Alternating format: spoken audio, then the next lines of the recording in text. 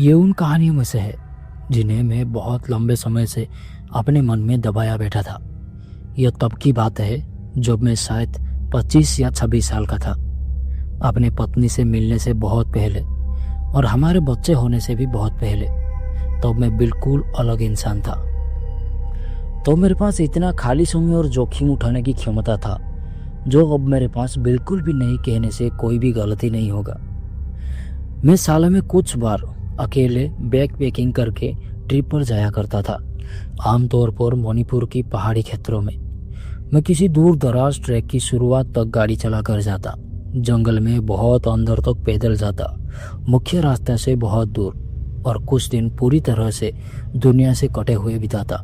न mobile network, न कोई और इंसान, कुछ भी नहीं। मुझे यह बहुत पसंद था। मेरे दोस्तों मुझे पागल समझते थे इस मामले में, और सच कहूँ तो मैं थोड़ा बहुत पागल भी था। ये खास ट्रिप मणिपुर की जंगल में थी और इसने कैंपिंग के प्रति मेरा नजरिया को हमेशा के लिए बदल दिया। मैं वहाँ 2 दिन से था और सब कुछ एकदम सही चल रहा था। पीसफुल मौसम के साथ रास्ता पूरी तरह शांत था और मैंने पहली सुबह के बाद से किसी और को नहीं देखा था। लेकिन यह सब कुछ जल्दी ही बदल गया।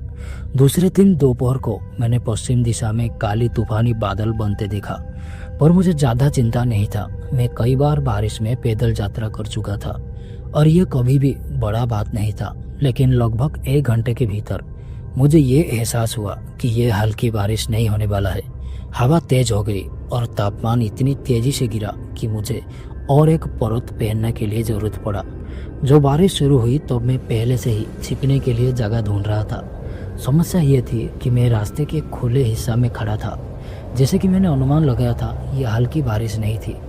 कुछ ही मिनटों में हवा तेज होने से ये मूसलाधार बारिश में बदल गया। हवा से छोटे पेड़ झुक रहे थे और ऊपर पेड़ों की डालियों के टूटने और गिरने की आवाज़ सुनाई दे रही थी। मुझे अपनी सुरक्षा को लेकर चिंता हो रहा था। बिजली बहुत पास से ही चमक रहा था और मैं ऊंचाई पर अपने पीठ पर मेटल की फ्रेम वाला बैग लगाकर चल रहा था। हालत ठीक नहीं था, मैं पूरी तरह भीग चुका था। फिर भी मैं आगे बढ़ता रहा। मैं रास्ते की दोनों ओर जंगल में किसी आश्रय की तलाश कर रहा था, पर कुछ ही देर बाद मानो किसी चमत्कार से मुझे बाईं ओर पेड़ों के बीच से एक ढांचा दिखाई दिया।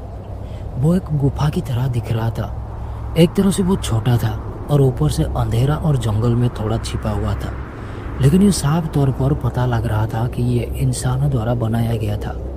जैसे ही मैं पास पहुंचा, मुझे एहसास हुआ कि यह एक छोटी सी 1 मंजिला झोपड़ी थी। ये बहुत पुराना लग रहा था, मानो दशकों पहले किसी शिकारी की झोपड़ी या किसी किसान का आश्रय रहा हो।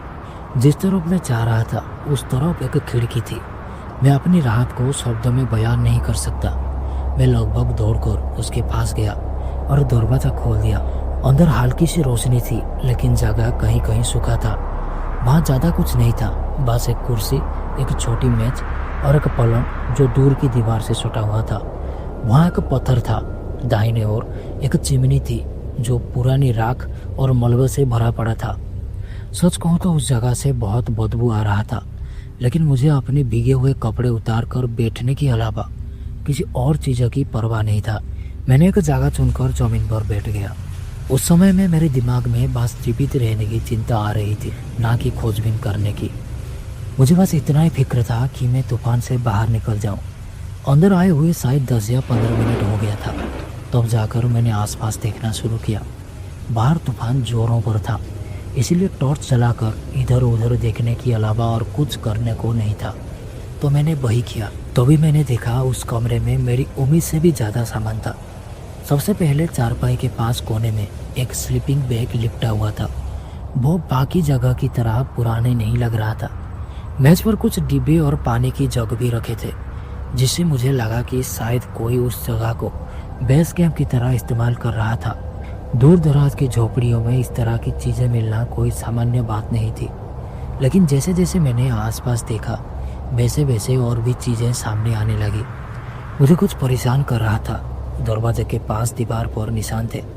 पहले तो मुझे लगा कि यह उम्र या मौसम की वजह से हुआ नुकसान है, लेकिन जब मैं पास जाकर उन्हें देखने लगा तो मुझे पता लगा कि ये खरोंचे थे। वहाँ बहुत सारे खरोंचने के निशान था, कुछ हल्की और कुछ गहरी। निशान में कोई पैटर्न या क्रम नहीं था। मैंने पीछे हटकर दरवाजा को देखने लगा। हैंडल एक साधारण सी कुंडी थी जो कि असामान्य नहीं थी। तूफान के बावजूद मैंने दरवाज़ा खोलकर उसके मैकेनिज्म को देखने की कोशिश की। फ्रेम के बाहर एक धातु का ब्रिकेट था जो ताला लगाने के लिए बना हुआ लग रहा था। ब्रिकेट बाहर की तरफ था, अंदर की तरफ कोई कुंडी नहीं थी। इसका मतलब था कि दरवाज़ा सिर्फ बाहर से ही बंद किया जा सकता था। चीज़ें और भी अजीब हो गई। मैंने दरवाज़ा बंद किया और केबिन में चारों ओर देखने लगा। एकमात्र चीज़ जिसकी मैंने अभी तक जांच नहीं की थी वो थी खिड़की। मैं खिड़की के पास गया। शीशा अभी भी पूरी तरह से सलामत था, जो मुझे इस जगह की उम्र को देखते हुए आश्चर्यचकित लग रहा था। लेकिन फिर मुझे इसका कारण समझ में आया। खिड़की के फ्रेम में हर कोने में एक एक पेंच का ठोका गया था और इसी वजह से खिड़की बंद था। यह सब एक साथ मेरे दिमाग में बैठ गया था। लग रहा था किसी को केबिन में कैद करके रखा गया था। मुझे उसी वक्त निकल जाना चाहिए था और मैंने इसी बारे में सोचा भी था। लेकिन मेरे मन का एक हिस्सा कह रहा था कि ये उस केबिन में जो कुछ भी हो रहा था वो बहुत ही पुरानी बातें हैं। यहाँ तक कि स्लीपिंग बैग भी देखने में नया नहीं लग रहा था। उसमें धूल और कड़ा भरा हुआ था। साथ ही मैं उस तूफान में दोबारा बाहर जाना बिल्कुल नहीं चाहता था, इसलिए मैं वहाँ रुका रहा। मुझे ठीक से याद नहीं कि कितना समय बीता, शायद 1 घंटा या फिर उससे भी ज़्यादा। तूफान थमने का नाम ही नहीं ले रहा था, बल्कि और तेज हो रहा था। छत पर बारिश की आवाज़ इतनी तेज थी कि बाकी कुछ भी सुनाई नहीं दे रहा था।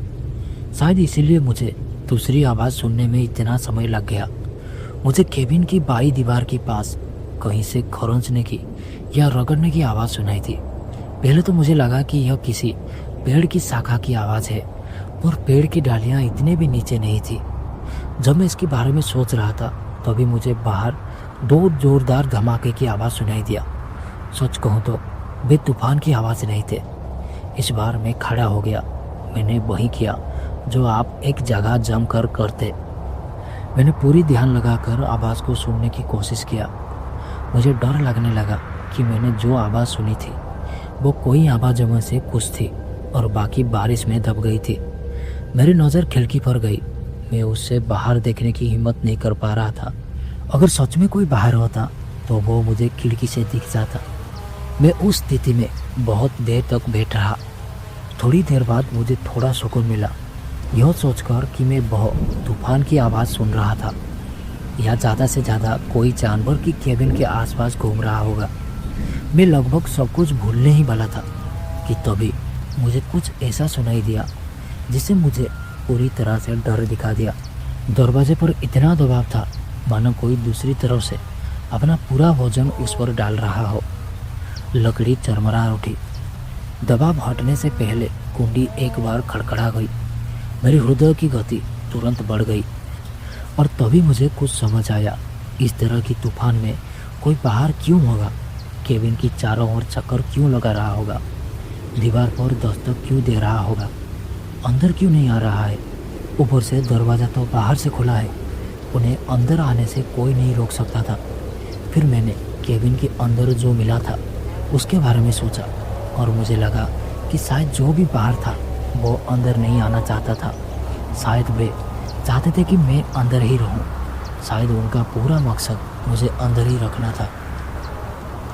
मुझे नहीं पता कि यह सही निष्कर्ष था या मेरे दिमाग उस उलझन में था, लेकिन मैंने उसी क्षण निकालने का फैसला किया।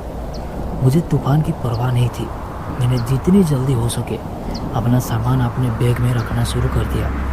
मुझे एक भयानक एहसास हो रहा था कि कुछ बहुत बुरा होने वाला है और मैं सही था। अगले कुछ पल धुंधले से थे। मैं दरवाजे से बाहर निकलने से लगभग 30 सेकंड दूर थी जब मैंने अपने पीछे कांच टूटने की आवाज़ सुनी। मैं जैसे ही मुड़ा मैंने खिड़की से कुछ आते हुए देखा और जिसके बाद पूरा कमरा आग की लपटों में गिर गया। आग इतनी तेज़ी से फैली कि मैं कुछ देख नहीं पाया। मैं समझ नहीं पा रहा था कि क्या हो रहा है। एक पल पहले मैं एक अंधेरे कमरे में खड़ा था और अगले ही पल दीवारें आग की लपटों में गिरी गई। मुझसे कुछ कदमों की दूर से एक आदमी का चिल्लाना सुनाई दिया। जब मैं उस तरफ देखा तो एक आदमी आग की लपटों में झुला हुआ था।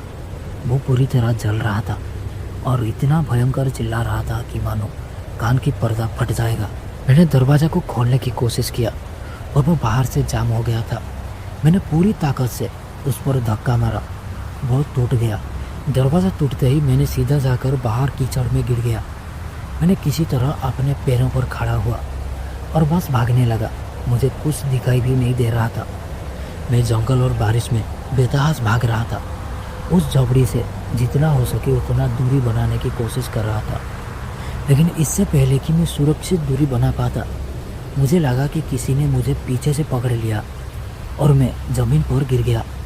एक आदमी मेरे ऊपर था और अचानक मैं अपनी जान बचाने के लिए संघर्ष कर रहा था। मैंने नाखून मारे, लात मारा और चीखा, लेकिन वो आदमी मेरे ऊपर से नहीं हटा। वो चिल्ला भी रहा था और मुझे गला घोटने की कोशिश कर रहा था। वो मेरी आंखों में उंगली डाल रहा था और मेरी बाल खींच रहा था, लेकिन मैंने किसी तरह उसे धक्का देकर खुद को दूर कर लिया। मैंने उठ खड़ा हुआ और दौड़ता रहा, और जिसने भी मुझे जान से मारने की कोशिश कर रहा था वो पागलों की तरह चिल्लाता रहा। मैंने दोबारा पीछे मुड़कर देखा। मुझे अपना हमलावर तो नहीं दिखा, लेकिन मुझे केबिन ज़रूर दिखाई दिया, जो पूरी तरह से आग की लपटों में घिरा हुआ था। मैं बस दौड़ता रहा। मुझे अभी भी लग रहा था जैसे कोई मेरा पीछा कर रहा हो। मैं तब तक नहीं रुका जब तक मैं थक नहीं गया। दौड़ते दौड़ते जब मैं एक गांव में पहुंचा तो मैं पूरी तरह से थक गया था और वहाँ ही बेहोश होकर गिर पड़ा। चाहे कुछ भी हो, पर उस दिन गांव में पहुंचने से मेरा ज़िंदगी बच गया था। वो क्या था क्या नहीं मुझे कुछ भी पता नहीं, पर उस घटना के बाद मेरा सोचने की नज़रिया पूरी तरह से बदल गया था।